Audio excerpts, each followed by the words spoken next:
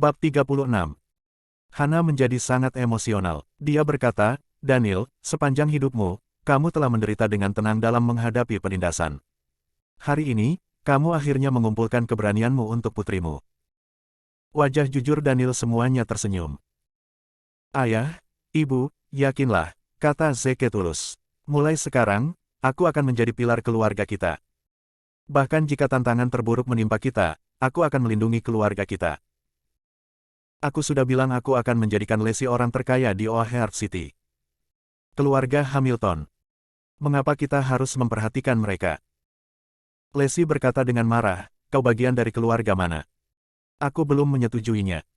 Biarkan aku memberitahumu ini. Kecuali kau menghentikan kebiasaan menceritakan dongeng, aku tidak akan menikahimu. Daniel dan Hana terjebak di antara air mata dan tawa. Menantunya ini tentu bisa menceritakan kisah-kisah tinggi yang unik dan menyegarkan.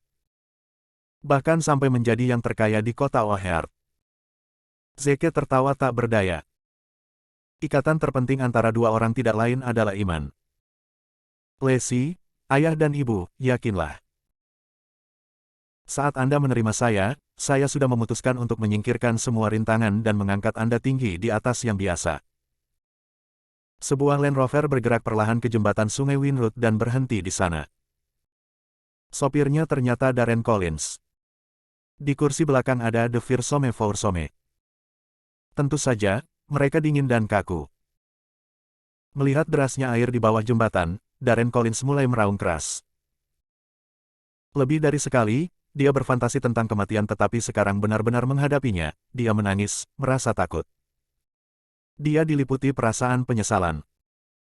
Meskipun demikian, sudah terlambat untuk menyesal. Perintah Marsekal Agung lebih menakutkan daripada penguasa dunia bawah, buku catatan hidup dan mati Hades. Demi orang tua dan anak-anak kecil di keluarganya sendiri, dia harus mengorbankan hidupnya sendiri. Diam-diam, dia menenangkan emosinya sendiri dan menyalakan mobil. Dia kemudian melaju tepat ke Sungai Winroot. Di tepi sungai, dengan sebatang rokok menjuntai dari bibirnya, Lone Wolf memandangi permukaan sungai. Setelah percikan besar itu mereda, dia menekan tombol di walkie-talkie, Zain, waktunya bekerja. Bagi Zeke, hari ini adalah hari yang patut dirayakan. Ini karena Daniel dan Hana akhirnya menerimanya. Zeke memutuskan untuk membawa pasangan tua itu ke restoran kelas atas untuk makan. Di satu sisi, itu dianggap sebagai perayaan. Di sisi lain, ia harus secara bertahap menunjukkan identitas aslinya kepada kedua tetua. Dia harus perlahan-lahan menunjukkan kepada mereka bahwa dia adalah Marsekal Agung. Lacey mengangkat kedua tangan setuju ketika Zeke menyarankan makan di luar. Saya setuju, saya setuju. Ini untuk merayakan pembongkaran beberapa pabrik saya. Daniel dan Hana juga setuju dengan gagasan itu. Keluarga berempat turun ke bawah. Ketika mereka sampai di lantai dasar, Daniel tiba-tiba tampak khawatir. Kembalilah, mari kita kembali dulu. Namun, saat dia berbalik, sebuah suara memanggil, Daniel, berhenti di sana. Kecewa, Daniel menghela napas dan menghentikan langkahnya. Itu adalah Kapten Keamanan Properti Komunitas yang memanggilnya. Daniel Hinton menyambutnya dengan senyuman. Tuan Zakari, kebetulan sekali. Apakah Anda mencari saya? Zakari agak tidak senang. Hinton, katakan padaku mengapa aku ingin bertemu denganmu. Daniel Hinton merasa bersalah saat dia tersenyum, merasa agak malu. Zeke mengerutkan kening, Tuan Zakari, ada apa? Pak Zakari berbicara, apa lagi? Saya sudah bilang berkali-kali untuk tidak memarkir mobil Anda di depan hidran. Anda sepertinya tidak mengikuti instruksi saya. Daniel Hinton dengan cepat menawarkan sebatang rokok kepada Zakari, saya benar-benar minta maaf, Pak Zakari. Saya terburu-buru hari ini. Saya tidak memperhatikan hidran kebakaran. Saya tidak akan melakukannya lagi, saya janji. Zakari memandang dengan jijik pada rokok yang ditawarkan Daniel Hinton. Dia tidak menerimanya. Jelas, dia tidak terlalu memikirkan rokok murahan ini. Dia menjawab dengan dingin, jika permintaan maaf ada gunanya, semua orang di komunitas kami akan parkir di sini. Kami mengikuti buku itu. 1000 denda. Cepat, batukkan uangnya. Oh, Hana merasa menyesal. 1.000 akan cukup untuk membayar bahan makanan untuk seluruh keluarga selama 1 bulan. Sangat disayangkan bahwa jumlah yang begitu besar harus dibayar untuk kesalahan kecil seperti itu. Hana memohon, Pak Zakari, tolong abaikan kesalahan kecil ini kali ini. Lain kali, jika Daniel mengulangi kesalahan ini, saya akan mematahkan kakinya. Adapun hari ini baik-baik saja, lupakan saja. Bab 37. Zakari tidak repot-repot menjawab Hana. Sebagai gantinya, dia mengeluarkan buku tiket dan mulai menulis. Zeke tiba-tiba angkat bicara. Pak Zakari, saya merasa kesalahan terletak pada hidran kebakaran, bukan pada kita. Puff. Zakari geli oleh Zeke. Kesalahannya ada pada hidran kebakaran. Ada apa dengannya? Keluarga Hinton tertawa terbahak-bahak.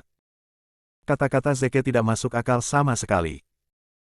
Jika tersiar kabar tentang adegan ini, semua tetangga pasti akan tertawa terbahak-bahak.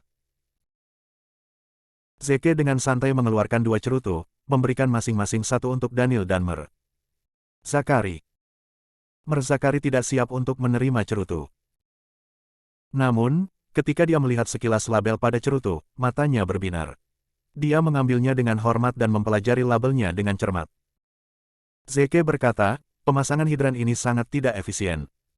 Jika terjadi kebakaran, tidak akan banyak berguna. Saya sarankan memindahkannya 80 meter ke utara. Zakari tidak menanggapi. Dia terlalu asyik dengan cerutu dan tidak mendengar kata-kata Zeke. Lesi menghela napas kecewa. Paman Zakari, tolong cepat dapatkan tiketnya. Kami sedang terburu-buru untuk pergi makan siang. Lesi mulai tidak terlalu khawatir tentang uang. 1.000 tidak terlalu mengganggunya. Zakari akhirnya menyimpan cerutu dengan hati-hati dan memberi hormat gaya militer Zeke. Ya, kawan ini benar. Hidrannya salah posisi. Nanti sore saya pindahkan hidrannya.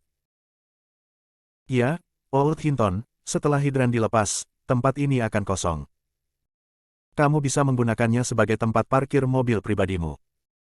Apa? Lesi dan orang tuanya terkejut. Ini memang salah kami, tapi Pak Zakari baru saja setuju kalau hidrannya salah tempat. Apakah itu benar-benar karena hanya 1 kata dari Zeke? Selanjutnya, Zakari telah bekerja ekstra, mengambil inisiatif untuk menawarkan ruang kosong sebagai tempat parkir mobil pribadi bagi mereka. Perubahan sikapnya ini terlalu cepat untuk menjadi kenyataan. Zeke tersenyum. Ayah, Ibu, Lesi, ayo masuk ke mobil. Oh ya. Keluarga Hinton tersentak kembali ke kenyataan, dengan cepat berbalik untuk masuk ke mobil dan pergi. Pak Zakari segera mengeluarkan walkie-talkie-nya. Satpam pintu masuk perhatikan, keamanan masuk perhatikan, segera biarkan PTA 121 lewat. Di masa depan, termasuk kali ini, biarkan mereka masuk dan pergi tanpa memeriksa dokumen mereka. Setelah dia menyingkirkan walkie-talkie, dia mengeluarkan cerutunya lagi. Dia sangat emosional sehingga kedua tangannya gemetar. Itu bukan cerutu biasa, itu adalah salah satu yang dikeluarkan oleh Zhong Nanhai. Itu tidak tersedia bahkan untuk personel di tingkat kolonel. Pemuda ini harus memegang posisi tinggi di Zhong Nanhai atau setidaknya tahu orang-orang dari posisi yang sangat tinggi. Statusnya harus sangat dihormati. Siapa yang mengira bahwa komunitas kecil terpencil seperti kita bisa menjadi kediaman dewa sebesar itu? Di masa depan, keluarga Hinton akan dilayani dengan baik. Di dalam mobil, Daniel sangat bangga. Masalah parkir akhirnya terpecahkan. Kita tidak perlu parkir jauh-jauh lagi. Hana menghela napas lega. Yang paling penting adalah kita telah menghemat 1.000 denda. Lesi, bagaimanapun, tidak geli. Cara berpikir orang tua saya kecil tidak akan pernah berubah. Ayah, Ibu, tempat parkir dan denda tidak signifikan. Yang terpenting adalah sikap Paman Zakari terhadap kita. Mengapa itu berubah begitu cepat dan begitu tiba-tiba? Ketika dia menunjukkan hal ini, Daniel dan Hana menyadari bahwa mereka telah melewatkan poin terpenting dalam pertemuan yang baru saja terjadi. Mereka berdua mengalihkan pandangan mereka ke Zeke. Zeke, maukah memberitahu kami tentang apa itu semua? Dapatkan perasaan bahwa Zakari kagum padamu. Zeke tersenyum malu. Ayah, Ibu, jangan terlalu terkejut. Ini hanya puncak gunung es yang menyangkut kekuatanku. Di masa depan, kamu mungkin perlu menyesuaikan diri untuk menjadi lebih tinggi di atas orang normal dan dihormati oleh banyak orang. Lacey dengan lembut menekan jarinya di dahi Zeke, lihat saja dirimu. Kamu hanya menangani seorang penjaga keamanan.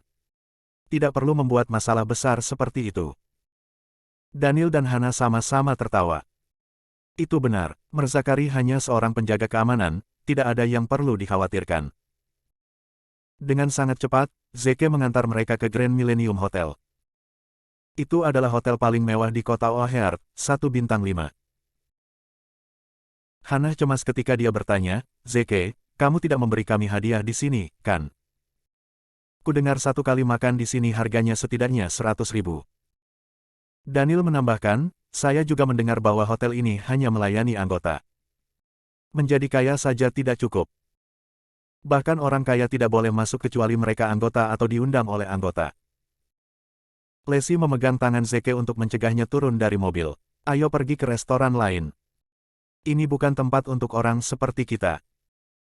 Zeke berkata dengan tenang. Ini pertama kalinya saya mengundang orang tua saya untuk makan, bagaimana saya bisa puas dengan lebih sedikit. Saya sudah memesan meja di sini. Ayo turun. Keluarga Hinton keras kepala, tetapi mereka tidak sebanding dengan kekuatan persuasif Zeke. Mereka turun dari mobil bersama-sama. Ketika kita tidak bisa mendapatkannya, itu akan sangat memalukan. Ah, biarlah, tidak akan ada teman atau anggota keluarga untuk menyaksikan rasa malu kami. Zeke ini menjadi bengkak setelah menangani kepala keamanan. Ini adalah kesempatan yang baik untuk memotong dia ke ukuran. Mereka berada di pintu ketika seseorang memanggil mereka. Daniel, Hana. Halo. Senang bertemu kalian berdua di sini juga. Bab 38. Setelah mendengar sapaan itu, keluarga Hinton berbalik. Mereka menjadi malu ketika menyadari bahwa itu adalah kenalan mereka yang memanggil mereka. Tampaknya hal yang paling Anda takuti akan terjadi. Orang-orang yang memanggil mereka adalah orang-orang yang mereka kenal. Mereka adalah rekan Daniel, Lawrence Herbert dan putranya, William. Omong-omong, kedua keluarga memiliki beberapa sejarah. Lawrence adalah asisten direktur rumah sakit tempat Daniel bekerja. Lawrence pernah tertarik untuk menjodohkan William dengan Lacey. Masalahnya adalah William tidak hanya sangat tidak menarik dalam penampilan. Ia juga tidak tertarik untuk belajar dan memperbaiki diri selain menganggur. Tentu saja, Daniel dan Lacey tidak setuju dengan pengaturan ini. Sayangnya, Lawrence mengambil hati ini dan akan mencari kesalahan Daniel di setiap kesempatan untuk mempersulit pekerjaannya di rumah sakit. Jika Lawrence melihat keluarga itu diusir oleh staf hotel, dia pasti akan bergosip tentang kejadian itu dengan rekan-rekan di rumah sakit. Daniel khawatir dia akan diberi nama buruk dan malu di tempat kerja. Lawrence Herbert tersenyum dan bertanya, Daniel, apa yang kalian lakukan di sini? Daniel berkata acuh tak acuh, tidak banyak, hanya berjalan-jalan. Lawrence Herbert menunjukkan, hanya berjalan-jalan membawa Anda ke pintu masuk hotel besar ini. Anda tidak berpikir untuk makan di sini, kan? Setelah VIP-nya terbukti bohong, Daniel merasa lebih malu. Dia tidak dapat menemukan apapun untuk dikatakan. Zeke dengan cepat membantu Daniel keluar. Ayah dan ibu lelah berjalan-jalan. Jadi, saya mengundang mereka ke sini untuk makan. Ayah dan ibu. William, yang tadinya begitu fokus pada Lacey, sekarang menyadari kehadiran Zeke. Matanya penuh persaingan. Lacey, ini tujuan barumu. Lacey mengangguk. William Herbert semakin marah. Dress cap ini terlihat murahan. Dia tidak tampan dan jauh di bawah kualitasku. Apa yang dilihat Lacey dalam dirinya? Dengan maksud menghina Zeke, dia berkata, sejauh yang saya tahu, Anda memerlukan kartu keanggotaan untuk memasuki restoran ini. Apakah Anda memilikinya? Zeke menggelengkan kepalanya. Tidak. Restoran ini milik keluarga Schneider. Sebenarnya, dialah pemiliknya. Dia tidak memerlukan kartu anggota untuk masuk. Puff. Lawrence Herbert dan William Herbert tidak bisa menahan tawa. Dia tidak memiliki kartu anggota dan masih berani berterus terang tentang hal itu. Orang ini sudah gila.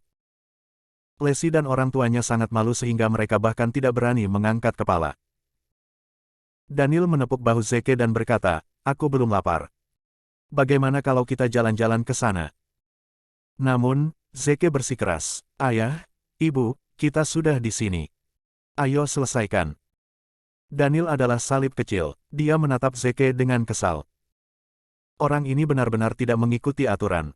Anda telah diberitahu bahwa kartu keanggotaan diperlukan. Anda tidak memilikinya, bagaimana Anda akan menariknya? William Herbert menyombongkan diri dengan gembira, Lacey, tangkapan barumu ini bukanlah hadiah yang kau kira.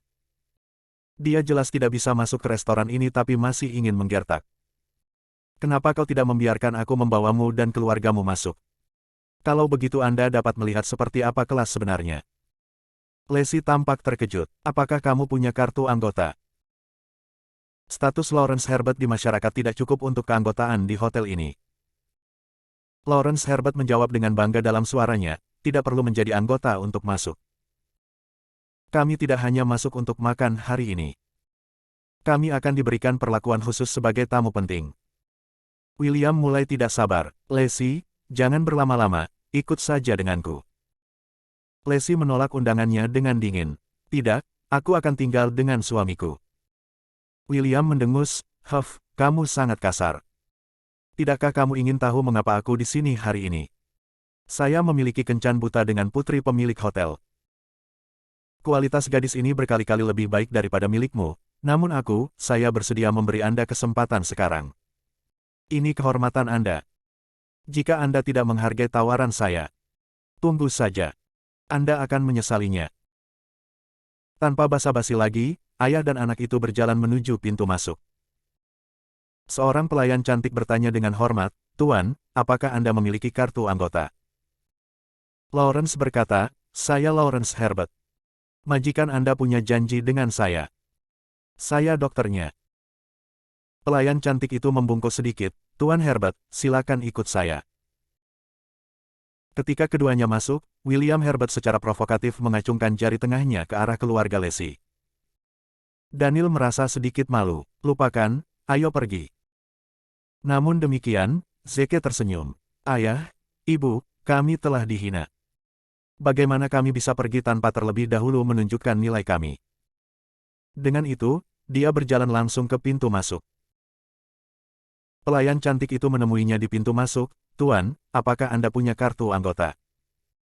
Zeke menjawab, tidak. Pelayan cantik itu menjawab, maaf, Anda tidak bisa masuk tanpanya.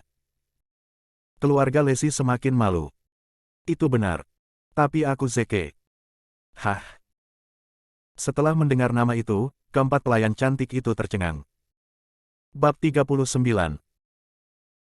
Bos mereka sudah memberitahu mereka sebelumnya, memberitahu mereka bahwa bos-bos akan datang hari ini dan namanya adalah Zeke. Para pelayan membayangkan bos besar itu adalah pria parubaya dengan perut besar. Mereka tidak mengharapkan seseorang yang begitu muda dan atletis. Mereka berempat dengan cepat membungkus serempak, selamat datang, Tuan Williams. Kami merasa terhormat atas kunjungan Anda. Tuan Williams, silakan ikuti saya, kamar Anda sudah disiapkan. Zeke berbalik, ayah, ibu dan Lacey, ayo masuk. Keluarga Hinton tercengang. Mereka tidak pernah menyangka para pelayan cantik akan menunjukkan rasa hormat yang begitu besar kepada Zeke. Mereka bahkan membungkuk untuk menyambutnya. Mereka juga mencatat bahwa ketika gadis-gadis itu berbicara dengan Lawrence Herbert, mereka hanya tersenyum sopan secara profesional. Para pelayan cantik bergegas ke sisi Daniel. Puan, biarkan aku mengambil mantelmu. Nyonya, biarkan saya mengambil tas Anda. Keluarga Daniel Hinton terkejut dengan keramahan mereka. Mereka dengan canggung membiarkan gadis-gadis itu membantu mereka membawa barang-barang mereka. Kemudian, dalam keadaan linglung, mereka membiarkan gadis-gadis cantik itu memimpin mereka ke dalam Grand Millennium. Para pelayan membawa mereka ke pintu sebuah ruangan yang sangat mewah. Tepat ketika mereka akan masuk, suara Lawrence Herbert datang dari belakang mereka, kamu. Bagaimana kamu bisa masuk? Mereka berbalik untuk melihat Lawrence dan William duduk di meja biasa di aula. Daniel langsung merasa bangga dan dibenarkan. Menantu saya adalah orang penting. Kami tidak memerlukan kartu anggota atau janji untuk masuk. Oh, Mengapa Anda duduk untuk makan di ruang makan bersama? Mengapa tidak masuk ke dalam kamar kami dan biarkan kami menunjukkan kamu kelas apa sebenarnya? Hannah juga penuh kebanggaan. Dia menginstruksikan para pelayan cantik, anak-anak, tolong taruh barang-barang kami di kamar dulu. Tentu, Bu, jawab gadis-gadis cantik itu dengan manis. Baru pada saat itulah pasangan ayah dan anak itu menyadari bahwa orang yang membawa barang-barang Hinton adalah 4 gadis cantik yang telah menyambut mereka sebelumnya. Hanya satu pelayan yang membawa mereka masuk. Dia tidak terlalu peduli dengan mereka. Perbedaan besar dalam pengobatan terlihat jelas. Giliran keluarga Herbert yang malu. Daniel melanjutkan, Hannah, Lacey, kalian berdua masuk duluan. Saya akan tinggal di sini bersama Zeke untuk merokok dan berbicara dengan direktur rumah sakit Herbert sebentar. Hannah belum cukup pamer sehingga, dia belum mau memasuki ruangan. Pada akhirnya, Lacey yang menyeretnya ke dalam ruangan. Daniel dan Zeke duduk di samping keluarga Herbert dan memberi mereka masing-masing sebatang rokok. Daniel berbicara, saya ingin menelepon Anda untuk mengundang Anda ke makan malam pernikahan Lacey. Namun, karena kita telah bertemu hari ini, sebaiknya saya memberitahu Anda secara langsung.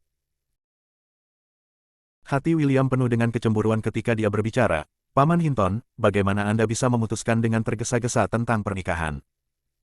Sejauh yang saya tahu, keduanya belum lama saling kenal. Lebih baik berhati-hati. Kita bisa melihat penampilan seseorang tetapi kita tidak dapat melihat apa yang ada di dalam hati. Daniel tersenyum. Oh, itu sejarah lama. Anak muda zaman sekarang punya kebebasan untuk mencari jodoh sendiri. Kita yang sudah tua harus menjauhi itu. Kekayaan bukanlah yang terpenting. Yang terpenting mereka saling menyukai. Lebih jauh lagi, mereka yang tidak memiliki kekuasaan dan uang tidak dapat memenangkan hati Lacey. Saya memiliki keyakinan pada kebijaksanaannya. Segera, Herbert tersipu tidak nyaman. Daniel jelas mengatakan kepada mereka bahwa mereka tidak dapat dibandingkan dengan kekayaan dan kekuasaan menantu laki-lakinya. Zeke tersenyum. Ayah, mari kita kembali ke kamar. Jangan membuat ibu dan Lacey menunggu terlalu lama. Daniel mengangguk. Ya, kita harus kembali. Herbert tua, mampirlah untuk minum nanti. Dengan itu, keduanya bangkit dan pergi. Lawrence tidak menjawab. Dia mengisap rokoknya keras-keras untuk melampiaskan ketidakpuasannya. Seorang pelayan cantik bergegas ke sisi Lawrence Herbert, berkata, Tuan, merokok tidak diperbolehkan di ruang makan utama. Tolong matikan. Lawrence menjadi sangat marah sehingga dia kehilangan ritme pernapasannya yang teratur. Beberapa saat yang lalu, ketika Daniel Hinton dan Zeke merokok di sana, itu diizinkan. Saat mereka pergi, merokok tidak diperbolehkan di ruang makan utama. Apa jenis regulasi ini? Bab 40. Di ambang pintu, Daniel berbalik, Nona muda, bantu aku. Biarkan mereka selesai merokok. Pelayan cantik itu menjawab, baiklah, tidak apa-apa, Pak. Lawrence Herbert terlalu marah untuk kata-kata. F***. Begitu mereka memasuki ruangan, Zeke mengacungkan jempol dan sedikit sanjungan kepada Daniel. Ayah, itu luar biasa. Daniel tertawa dalam hati. Haha. Tentu saja. Kalian semua seharusnya melihat bagaimana wajah Lawrence Herbert memerah sekarang. Setelah ditindas oleh Lawrence Herbert di rumah sakit begitu lama, ini pertama kalinya dia menderita di tanganku. Hannah Lawson tidak senang. Dia memarahi Daniel, bodoh, mengapa kamu memintaku untuk datang ke sini dulu? Saya ingin memberitahu mereka bahwa Zeke kami telah mengambil direktur rumah sakit yang lama sebagai magang.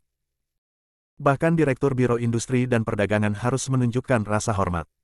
Untuk Zeke, putranya tidak ada apa-apanya dibandingkan dengan menantu kita.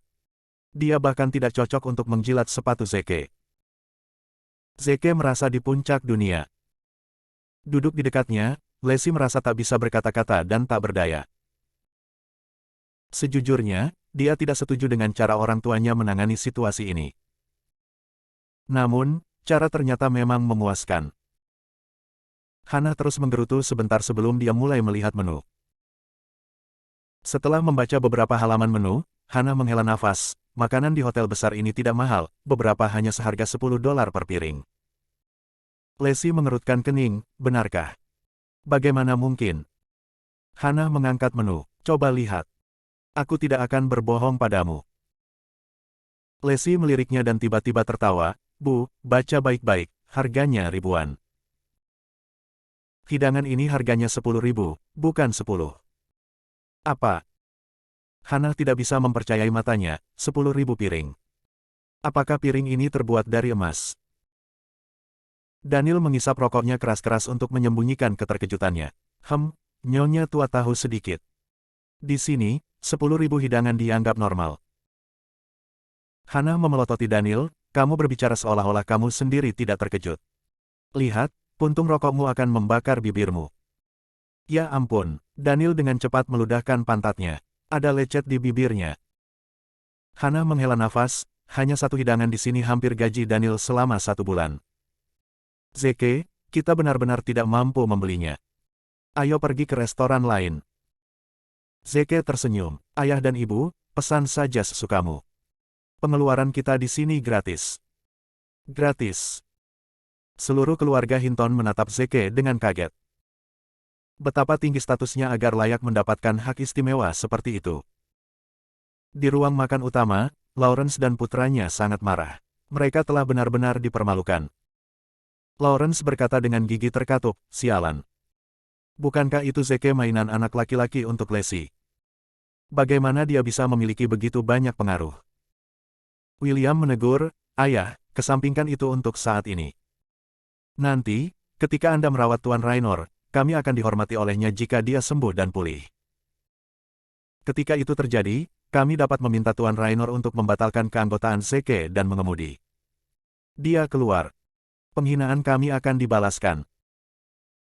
Lawrence mengangguk, kamu benar. Ya, William, kamu juga harus bekerja keras. Ketika putri Tuan Raynor, Susan Raynor, datang nanti, kamu harus membuatnya terkesan dan memenangkan tangannya. Jika kamu menikah dengan Susan Raynor, status keluarga kami dapat dengan mudah lebih tinggi daripada keluarga Daniel Hinton. William tertawa, ayah, jangan khawatir. Aku sudah memeriksa latar belakang Susan Raynor. Aku jamin aku akan merebut hatinya. Lihat, dia ada di sini. Tidak jauh, dua sosok menarik terlihat mendekat. Kepala-kepala menoleh. Salah satunya pasti putri Tuan Raynor, Susan Raynor. Yang lainnya adalah Emily Clemons. Itu adalah cerita yang panjang. Kesempatan Lawrence Herbert untuk datang dan mengobati Raynor adalah perbuatan Emily Clemons.